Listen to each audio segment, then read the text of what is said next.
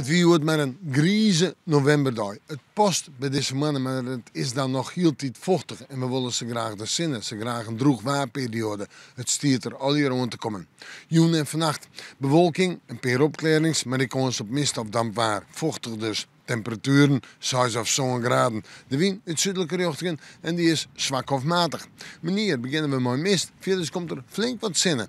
Ik nog wel wat bewolking, vooral in de maandtijd. En de temperaturen nu daar zomaar bij het 10 of de 11 graden hinnen. Ja, die wind die komt uit zuid en zuidoost en die is zwak of matig. Die kan ik wel eens wat meer eerstelijk worden staren gewoon.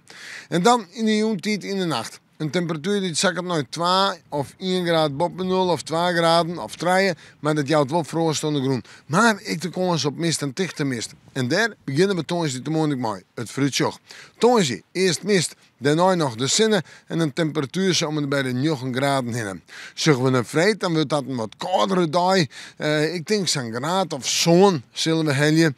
Nog altijd een bewolking, nog altijd een kans op mist, maar de zinnen komt de vrijdag nog wel bij. En snel liep het wat minder goed te vrienden als ik juist de tocht. Zo nu liep het een bewolkte dag, letter wat rein en uiteindelijk wat wetterkoud, zo'n 9 graden. Maar het is hoe dag meest droeg en we met de morgen maar weer even in het waarsje.